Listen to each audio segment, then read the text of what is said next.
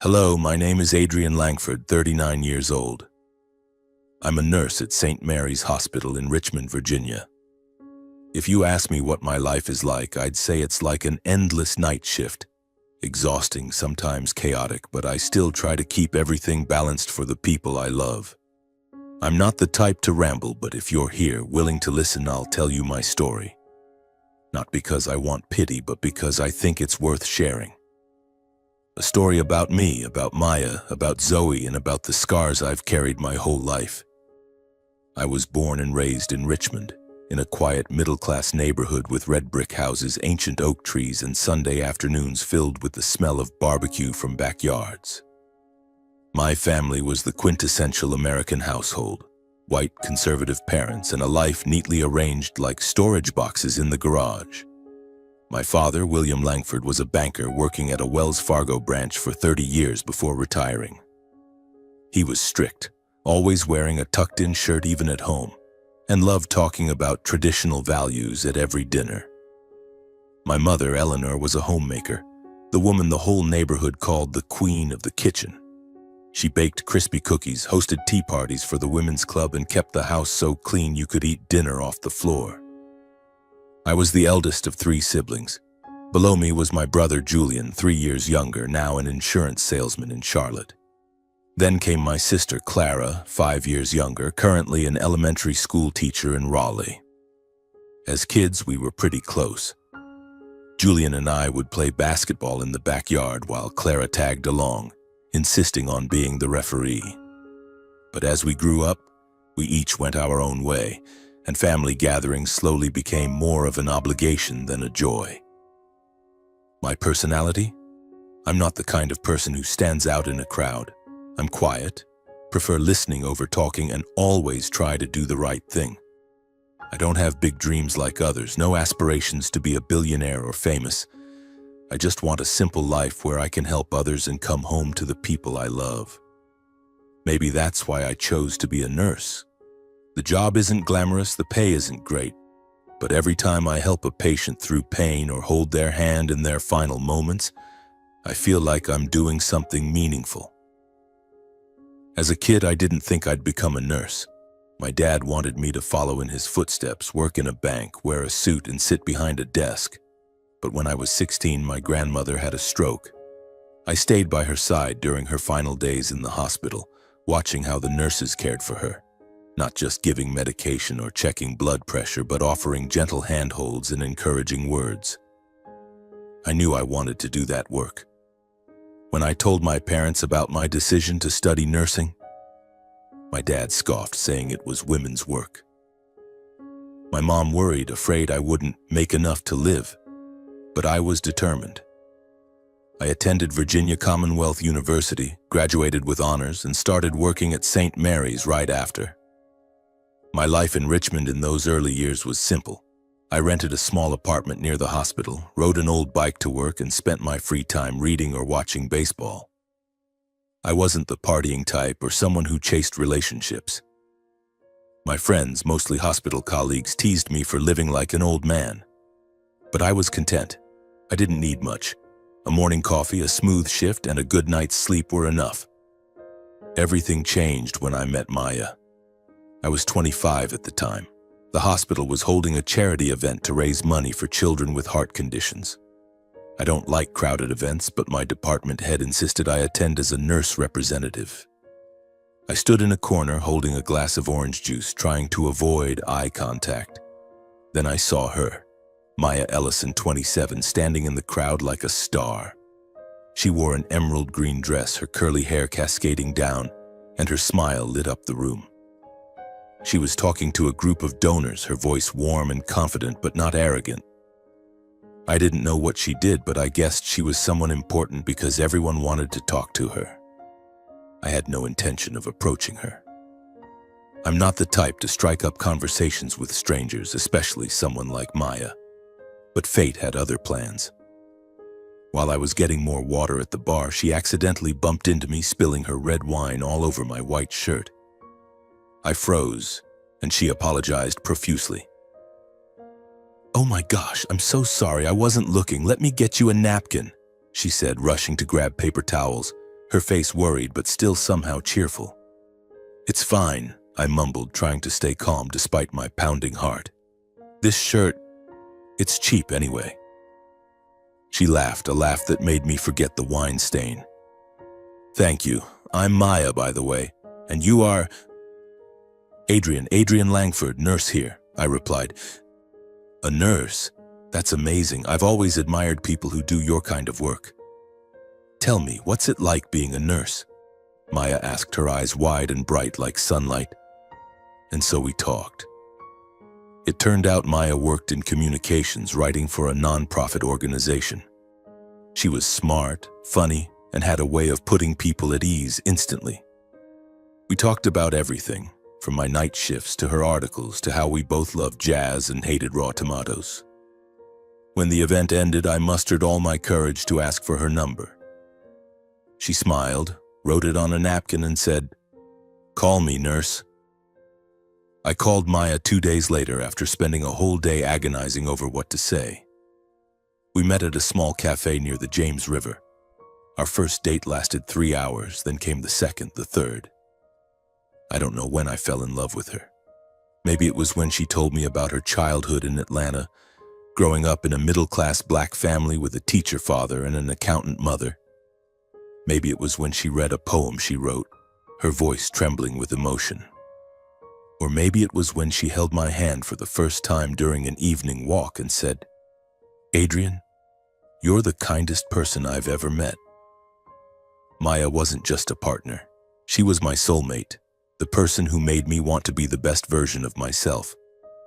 We connected on deep values, compassion, fairness, and a belief that the world could be better if everyone tried. I knew I wanted to spend my life with her. 2 years later, I proposed to Maya in a small park under an old oak tree. I didn't have an expensive diamond ring, just a simple silver one I'd saved up for. I knelt, my hands shaking so much I nearly dropped the ring, and said, "Maya, you're the light of my life. I can't promise you the world, but I promise to love and protect you forever. Will you marry me?" She cried, nodded, and hugged me tightly. It was the happiest moment of my life. But not everyone was happy for us. When I told my parents about Maya, the air in the house turned icy. I remember that evening sitting in the living room, my parents looking at me with anger and disappointment. My mom spoke first, her voice trembling. "Are you joking, Adrian? A black girl? What about this family? Our lineage?" I was stunned. I knew my parents were conservative, but I didn't expect such fierce opposition. My dad chimed in, his voice cold. "She might be a nice person, but she doesn't belong in our world.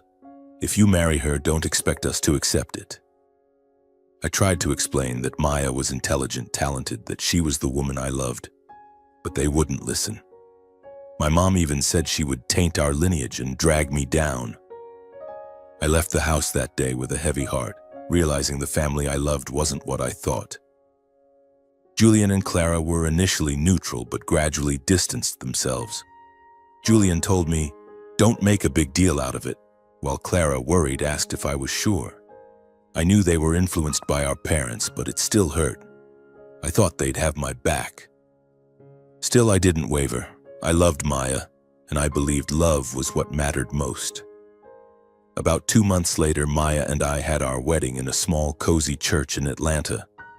My parents didn't come, neither did Julian nor Clara.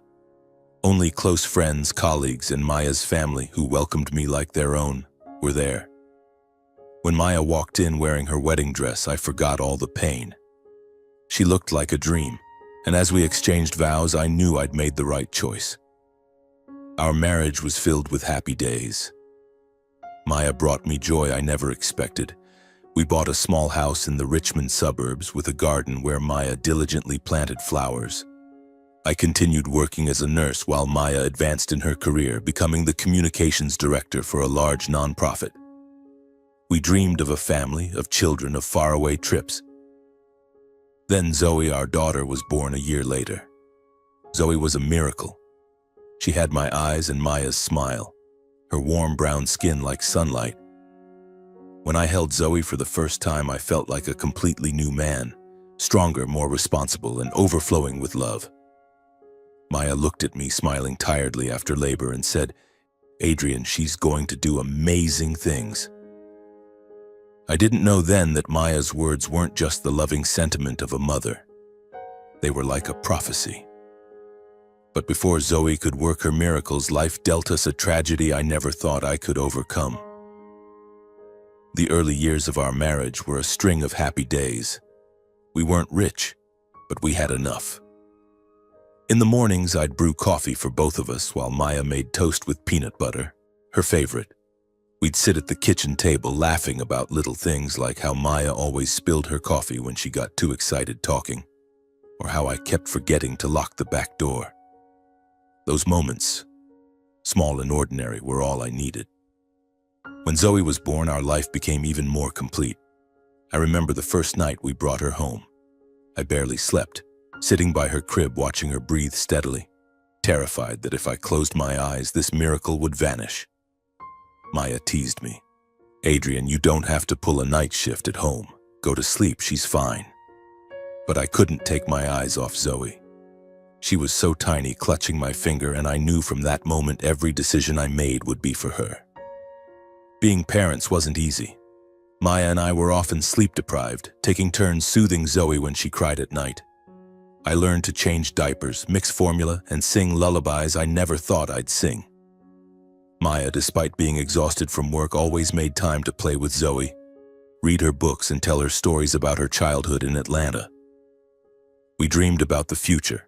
Zoe growing up, going to school, maybe becoming a doctor, a writer, or whatever she wanted.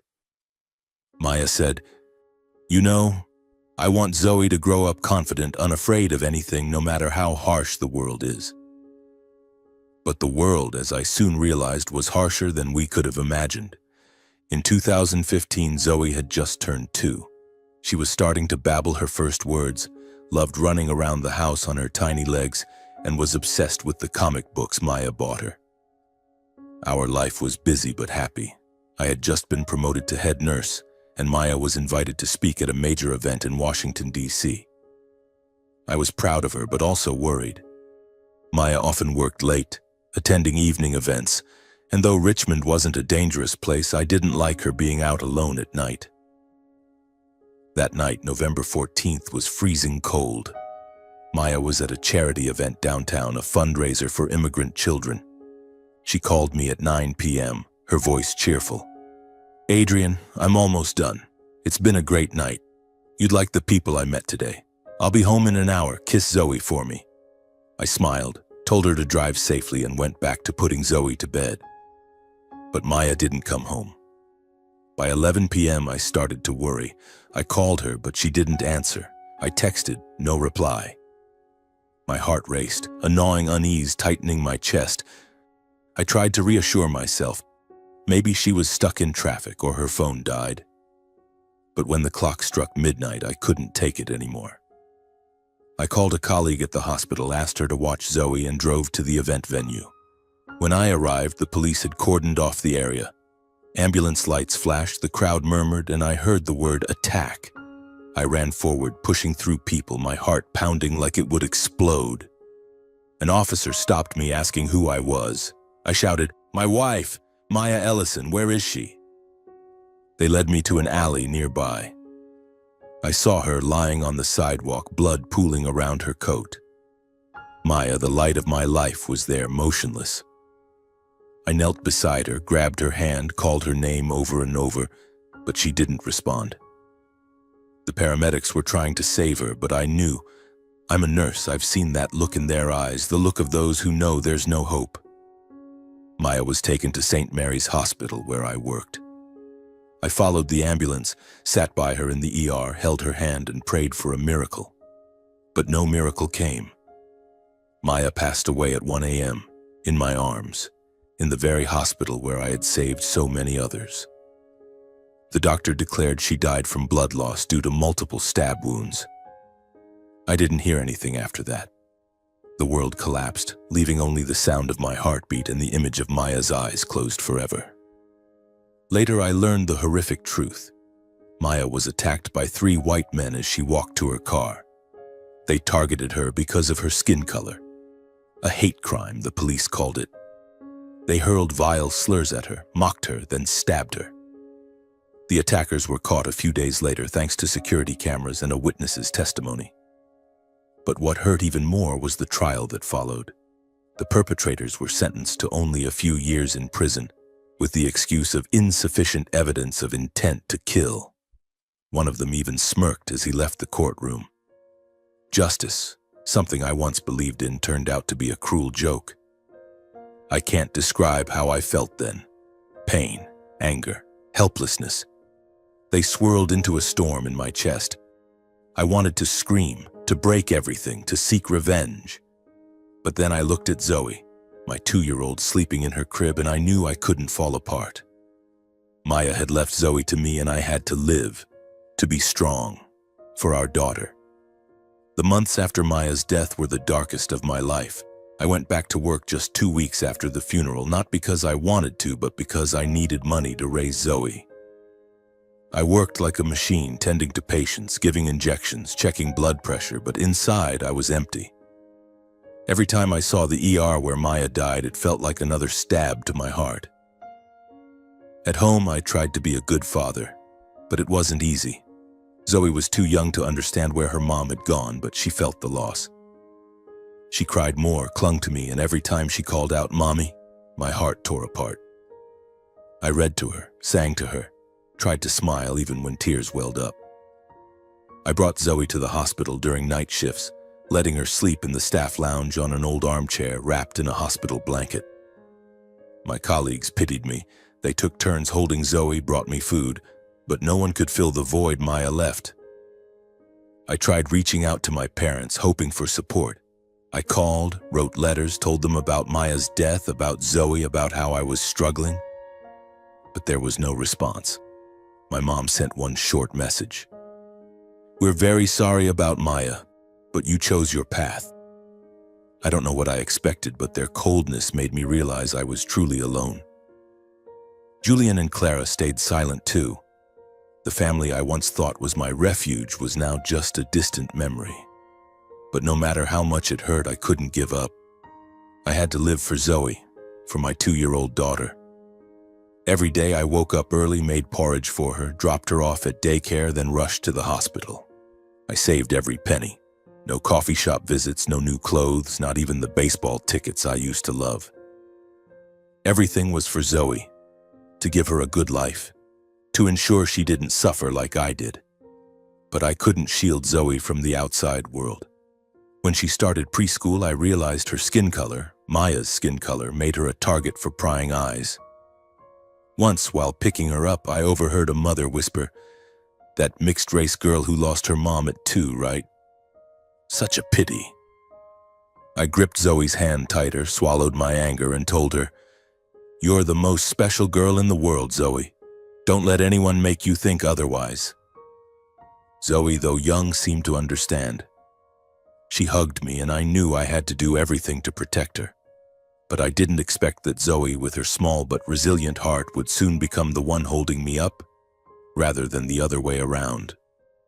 The years following Maya's death were a long journey, filled with exhausting days and sleepless nights. I lived for Zoe, but sometimes I wondered if I had the strength to give her the good life Maya had dreamed of. I was a nurse, not a superhero. I didn't have extra money, a family to lean on, or the strength to soothe the pain in my heart. But I had Zoe, and she was the reason I got up every morning. Even when at times I just wanted to lie down and never wake up. Being a single father was unlike any hospital shift. There were no guidelines, no colleagues to help, no breaks. I was Zoe's dad, mom, and friend all at once. Every day started at 5 a.m. when I made oatmeal for Zoe, adding a bit of honey because she loved sweets. I dropped her off at daycare, then rushed to St. Mary's Hospital, working 12-hour shifts, sometimes 16 if there was an emergency. After work, I picked up Zoe, made a simple dinner, usually pasta or mashed potatoes, and sat with her, listening to her talk about her drawings at school or her innocent stories about friends. Zoe grew up surrounded by my love, but also in the shadow of loss. She was too young to remember Maya clearly, but I saw Maya in Zoe every day, in her radiant smile, in the sparkle in her eyes when she heard a story, in the way she hugged me tightly when I was sad. I tried to tell Zoe about her mom, about how Maya loved her, about the dreams Maya had. I read the same picture books Maya used to read, sang the songs she loved, even though my voice was off-key. When Zoe asked, "Where's Mommy, Daddy?" I could only hold her and say, "Mommy's in heaven, sweetheart. She's always watching you." The outside world wasn't kind to Zoe. In preschool, she started to notice she was different. Her brown skin, inherited from Maya, made her the target of curious stares and cruel whispers. Once, when I picked her up, I heard another kid say, "Zoe doesn't look like her dad, she's so dark." Zoe stood there, head down, clutching her hands. I knelt, wiped her tears, and said, "You're the most beautiful girl in the world, Zoe. You look like your mom, and she was the most wonderful person I ever knew." She smiled, but I knew those words left a scar. I tried to protect Zoe, but I couldn't shield her from everything. I taught her to be confident, to hold her head high, to not let cruel words hurt her. But deep down, I was afraid. I feared this world, the one that took Maya, would hurt Zoe too. I feared I wasn't strong enough to help her through it. But Zoe, even as a young child, was stronger than I imagined. She had a resilient heart, a creative soul, and a talent I didn't recognize until she was 6 years old. When Zoe turned 6, she started to love writing, not the typical scribbles of a child, a few lines about a cat or a tree. Zoe wrote long, complex, imaginative stories. One day I found her at the kitchen table, scribbling in one of Maya's old notebooks. I asked, "What are you writing, Zoe?" She looked up, her eyes shining, and said, "A story about a girl who can fly, Daddy. She lives on a planet full of talking trees." I smiled, thinking it was just a kid's game. But when I read what Zoe wrote, I was stunned. Her story spanned dozens of pages with a tight plot, vivid characters, and magical details I couldn't believe a 6-year-old could dream up. She drew inspiration from the stories I told, from Maya's picture books, and from her boundless imagination. I sat with Zoe, listening to her describe her world, and for the first time since Maya's death, I felt a spark of light in my heart. I started encouraging Zoe to write more. Every evening after dinner, we sat at the kitchen table. I read or worked, and she wrote. She wrote about cloud kingdoms, singing dragons, and brave girls fighting monsters. I didn't know then that those stories weren't just play. They were Zoe's way of facing the world, her mother's loss, and the judgmental stares at school. When Zoe was 7, she finished a story over 100,000 words long, a true fantasy novel. I read it, and though I'm no literary expert, I knew it was special. Zoe looked at me, serious as an adult, and said, "Daddy, I want to send this to people to read." I was surprised but proud. I knew nothing about publishing, but I started researching, sending Zoe's manuscript to small publishers with a clumsy letter. "This is my daughter's story, please read it." Most publishers didn't respond. But one day, when Zoe was 8, we got a letter from a small publisher in Virginia. They wanted to publish Zoe's book. I remember that moment. Zoe jumped up, hugged me, and shouted, "Daddy, I did it." I held her, tears streaming down my face, not because of the book, but because I saw Maya in Zoe, her strength, her creativity, her refusal to give up. Zoe's book, The Girl on the Clouds, was released in 2022 when she was 9. It wasn't just a small success, it took off. Local newspapers wrote about Richmond's writing prodigy. Readers loved Zoe's story, with its brave, brown-skinned heroine fighting for justice in a fantastical world. The book sold tens of thousands of copies, and for the first time, I could breathe easier financially.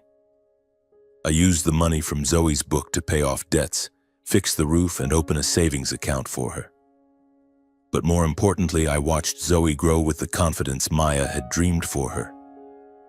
When Zoe was 11, she did something I never expected.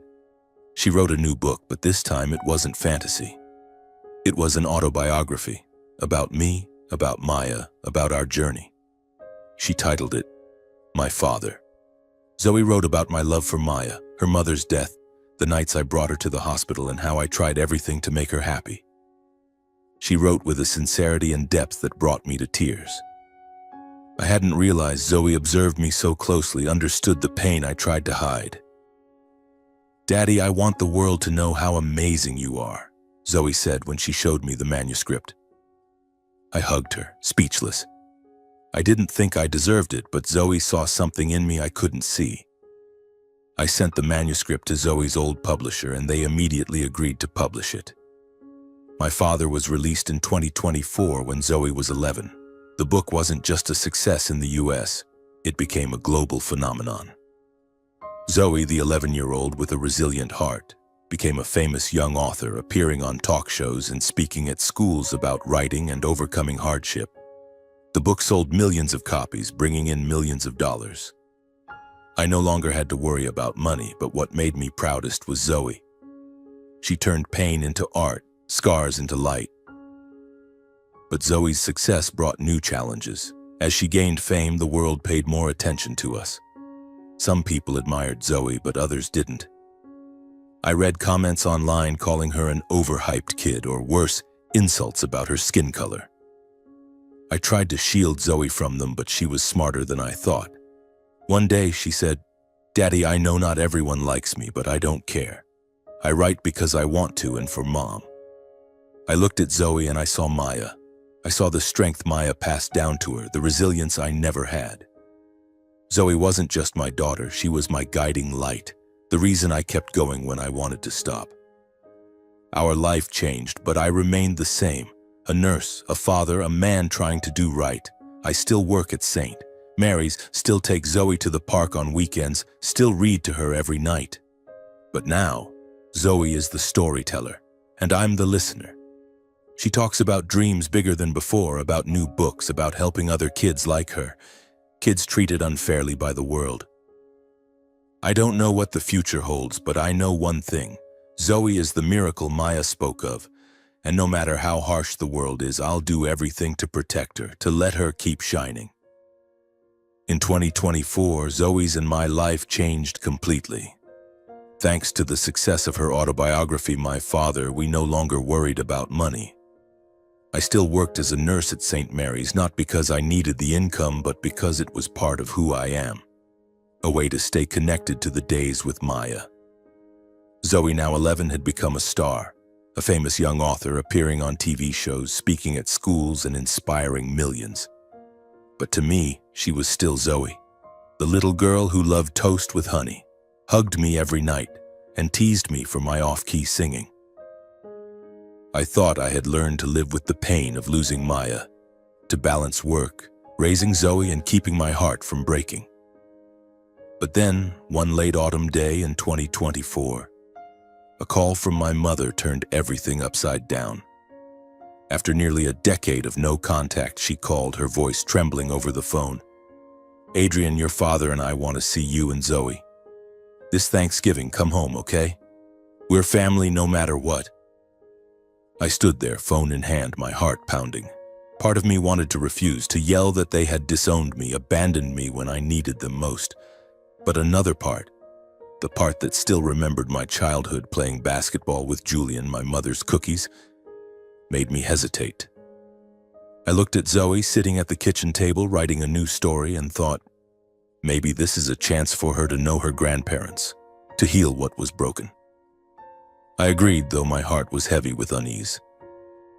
That Thanksgiving, Zoe and I drove 2 hours to my parents' house in the Richmond suburbs. The house was the same. Red brick, oak trees, the smell of pumpkin pie wafting from the kitchen. But when I walked in, I felt like a stranger. My parents, now in their 60s with grayer hair, still had the same cold eyes from the day I told them about Maya. Julian and Clara were there too, with their spouses and kids, white blonde children running around the house laughing. Zoe held my hand tighter as we entered. She wore a green dress, her curly hair neatly tied, her smile radiant, but her eyes wary. I knew she was sensitive, that she could feel the tense atmosphere. My mother hugged me, but it was brief and awkward. My father only nodded, saying, "Thanks for coming, Adrian." They looked at Zoe, smiling, but the smile didn't reach their eyes. "You've grown so much, Zoe," my mother said, her voice sweet but insincere. "You look like your mother." The dinner began with a strained atmosphere. The table was laden with food, turkey, mashed potatoes, cornbread, but I didn't feel the warmth of past Thanksgivings. Julian and Clara chatted with each other, asking about their jobs and their kids, but no one asked me or Zoe anything. The grandchildren, Julian's and Clara's kids, were doted on by my parents, given expensive gifts like electronic toys or fancy sweaters. Zoe received a single small gift, an old picture book I'm sure my mother dug up from somewhere in the house. Zoe smiled, thanked them politely, but I saw her eyes dim. The mood worsened as dinner progressed. My mother kept praising the other grandchildren. "Julian's boy is so smart, he'll definitely be a doctor." Or "Clara's girl sings like a star," but said nothing about Zoe, despite the world knowing her as a celebrated author. I tried to stay calm, holding Zoe's hand under the table, hoping she didn't notice the favoritism. After dinner, the kids gathered to play a game. They were split into teams for a scavenger hunt in the yard. Zoe, with her enthusiastic nature, joined in eagerly. She found a toy, a small doll, and held it up excitedly. But one of her cousins, Julian's son, snatched it from her, yelling, "That's mine! You can't take it!" Zoe, surprised but standing her ground, said, "I found it. That's the rule." My mother, her grandmother, standing nearby, overheard. She marched over, her face flushed, and before I could react, she slapped Zoe hard across the cheek. The sound echoed in the yard, silencing everyone. Zoe stood frozen, holding her cheek, her eyes welling with tears. My mother shouted, "You ungrateful black girl! Who do you think you are, trying to compete with your cousin?" Time seemed to stop. My heart shattered, but rage surged like fire. I ran to Zoe, pulled her into my arms, and checked her cheek. A red mark stood out on her brown skin, but what hurt more was the look in her eyes, not pain, but deep hurt. I stood facing my mother, my voice trembling but firm. "Mom, what did you just do? Zoe is your granddaughter, your blood. You don't get to touch her." My mother stepped back, perhaps realizing she'd gone too far, but she doubled down. "I was teaching her manners. She needs to know her place." Those words were the final stab. I looked around, my father silent, Julian and Clara looking down, no one daring to speak. I knew in that moment that this family was no longer mine. I took Zoe's hand and spoke loudly for everyone to hear. "Mom, Dad, listen up. Zoe isn't just your granddaughter. She's an extraordinary girl, a famous author who's overcome more than anyone in this house ever helped with. You don't see that because you only see her skin color. I hoped today would be a chance to heal, but I was wrong. We don't belong here." I turned to Zoe, wiped her tears, and said, "You're my light, Zoe. Let's go home." She nodded, gripping my hand tighter, and we left that house without looking back. On the drive home, Zoe was quiet, staring out the window. I worried, afraid the scar from today would haunt her. But when I asked, "Are you okay?" she smiled, though her eyes were still red. "I'm okay, Daddy. I don't need them. I have you and I have Mom in heaven." I pulled over, hugged her tightly, and cried, not out of sorrow, but because I was so proud of Zoe, stronger than me, stronger than anything Maya ever dreamed. A few days after Thanksgiving, I still couldn't shake the heavy feeling in my chest. The image of Zoe standing frozen, holding her cheek after my mother's slap, replayed every time I closed my eyes. I tried to keep things normal for Zoe, taking her to school, reading to her each night, listening to her talk about ideas for her new book. But deep down, I knew both of us were trying to heal from the wound of that day. Zoe, as always, was stronger than me. She didn't mention the incident at my parents' house, but I noticed small changes. She smiled less, and sometimes I caught her staring into the distance as if questioning something. I wanted to hold her and tell her everything would be okay, but I wasn't sure I believed it myself. How could I promise her a fair world when even her own family treated her that way? Just a few days later, while I was preparing dinner, pasta with tomato sauce, Zoe's favorite, the phone rang. It was Julian. His voice on the line was soft, almost hesitant, unlike his usual confidence. "Adrian, you doing okay? Do you have time to talk?" I gripped the phone tightly, a sense of unease rising. "What's up, Julian?" "Clara and I want to invite you and Zoe to our place this weekend, in Raleigh. Just a small get-together, just family. We want to apologize for what happened at Mom and Dad's. We didn't expect things to go that far." I fell silent. Part of me wanted to believe Julian and Clara were sincere. They hadn't directly hurt Zoe, but they also didn't speak up when Mom slapped her. They stood there, heads down, letting Zoe endure it. I took a deep breath, trying to keep my voice steady. "Julian, thanks for calling. But I think it's too soon. Zoe needs time, and so do I." Julian hesitated, then said, "Adrian, we know Zoe. Zoe's special. We read her books, and my God, she's incredible. We want to make things right, to be part of your lives." His words caught me off guard. They knew about Zoe, her books, her success. I wasn't surprised. Zoe was a phenomenon, appearing in newspapers, on TV, and across social media. But it made me wary. Were they reaching out because they genuinely regretted their actions, or because they'd heard about Zoe's million-dollar royalties? I didn't want to think ill of my brother, but after everything, I couldn't risk Zoe's heart. "Julian, I'm sorry," I said, my voice firmer than I felt. "But Zoe and I are okay. We don't need to force anything. I wish you and Clara the best." I hung up before he could say more.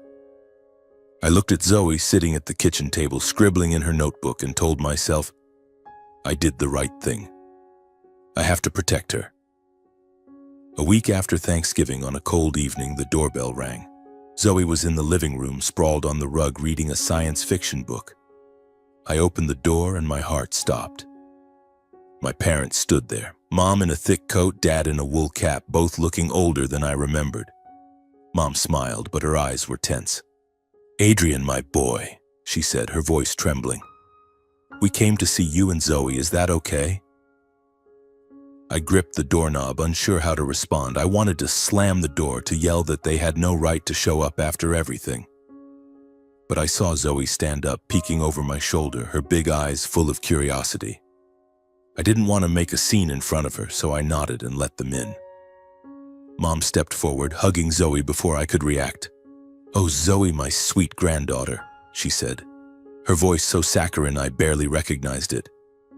"I'm so sorry about the other day. I didn't mean it, you know that. I just lost control. Can you forgive me?" She kissed Zoe's forehead, and I saw Zoe stiffen, not returning the embrace. Dad stood behind, quieter, but he spoke up. "Adrian, we were wrong. We want to start over, to be a family for you and Zoe. You're our blood." He looked at Zoe, attempting a smile. "You're so talented, Zoe. We heard you write books, make a lot of money. We're so proud of you." His words sent a chill through me. They knew about Zoe's money. Of course they did. She was everywhere, from newspapers to TV. I looked at Mom, at the way she stroked Zoe's hair, and I saw the falseness in her actions. They weren't here for Zoe, not for family.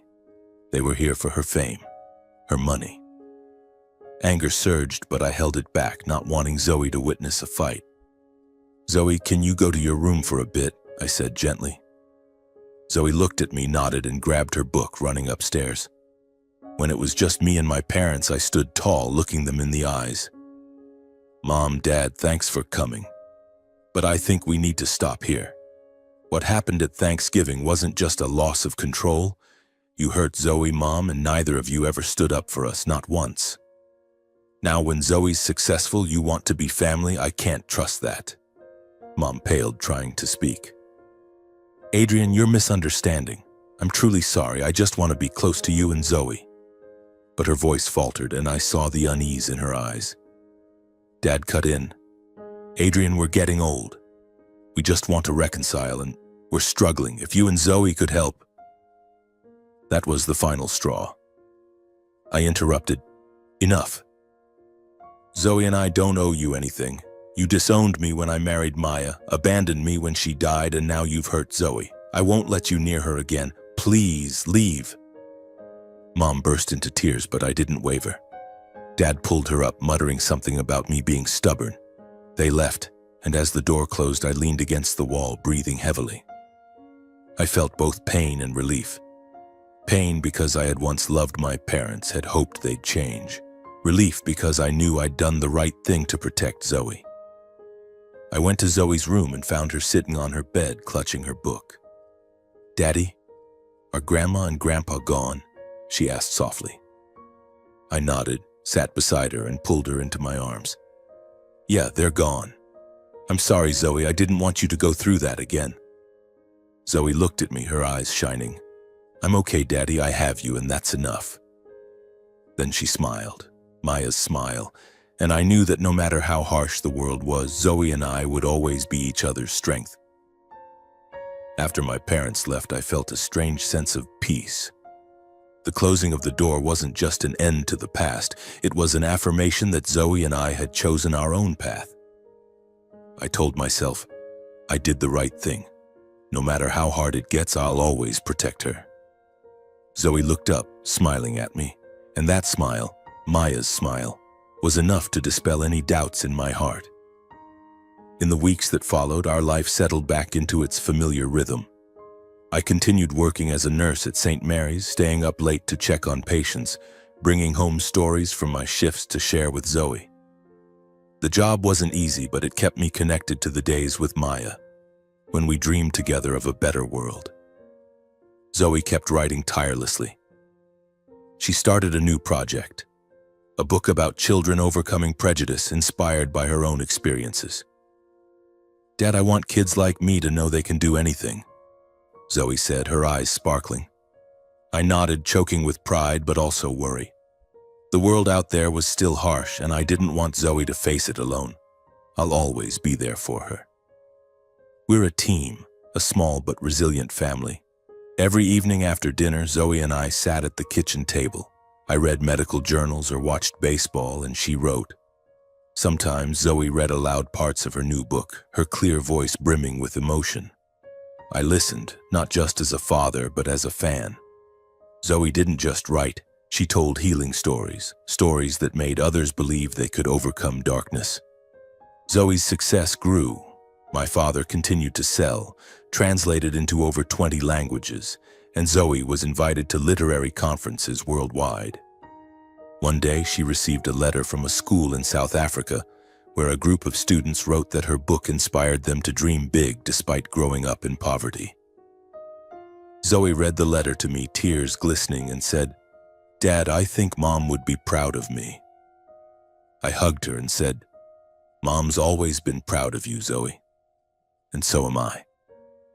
But success brought pressure. The media paid more attention not just to Zoe's talent but to our story. A white single father and his talented mixed-race daughter. Some articles hailed Zoe as a symbol of resilience, but there were also vicious online comments, slurs about her skin color, or doubts that an 11-year-old could write such books. I tried to shield Zoe from them, but she was too smart. One day I caught her reading a comment online. "This girl's only famous because of her parents' sad story." Zoe closed the laptop, looked at me, and said, "Dad, I don't care what they say. I write because I want to and for Mom." I don't know how an 11-year-old could be so strong, but I knew it was Maya's legacy. Maya gave Zoe not just her smile, but an unbreakable heart, the ability to turn pain into strength. And I, though imperfect, tried to nurture that in her. One evening in early 2025, as snow fell lightly outside, Zoe pulled me into the living room holding a new manuscript. "Dad, I want you to be the first to read this," she said, handing me a thick stack of papers. It was the draft of her new book, Fearless Children. I sat down, reading page after page, and felt my heart open. Zoe wrote about children worldwide, those looked down on for their skin color, circumstances, or dreams. But in her story, they didn't fall. They stood up, held hands, and built a world where no one was left behind. The opening of the story stunned and impressed me. Zoe wrote, I was born being called a person of color, but I don't understand when I'm healthy or sick, my skin is still one color. When I'm happy or sad, my skin is still one color. So why do you call us people of color? When I reached the last page, Zoe sat beside me, watching expectantly. "What do you think, Dad?" she asked. I wiped my tears and pulled her into my arms. "Zoe, you're not just creating miracles, you're helping change the world." That night, lying in bed, I thought about our journey. From the happy days with Maya, to the fateful night she was taken, to the years I struggled as a single father, and now to Zoe's radiant light. I once thought I wasn't strong enough, that I couldn't overcome the pain or protect Zoe from a harsh world. But Zoe taught me that strength isn't about never falling. It's about getting up, no matter how many times you're knocked down. My family, my parents, Julie and Clara, stopped reaching out. Maybe they realized I wouldn't change my mind, or maybe they're quietly plotting some manipulative scheme. I don't care. I only feel regret. Regret that they missed the chance to know Zoe, the incredible girl Maya and I raised. But I don't need them. Zoe and I, we're enough. I still keep our old habit. Every night I read a passage from Maya's diary to Zoe. It's the diary Maya wrote while pregnant with Zoe, filled with dreams and messages for her daughter. One line always moves me. "Zoe, you're my light. No matter how dark the world gets, shine, okay?" Zoe has done that, and I know Maya somewhere is smiling. Our story isn't a fairy tale with a perfect ending. The world still has its dark corners, its prejudices, its injustices. But I've learned that love, my love for Maya, for Zoe, is stronger than all of it. It gives me the strength to get up each day, to protect my daughter, to believe we can make a difference. Zoe is now an inspiration, not just for kids, but for anyone who's ever felt they don't belong. She writes, speaks, and lives with an open heart the way Maya did. And I'm still Adrian Langford, an ordinary nurse, a father trying to do right.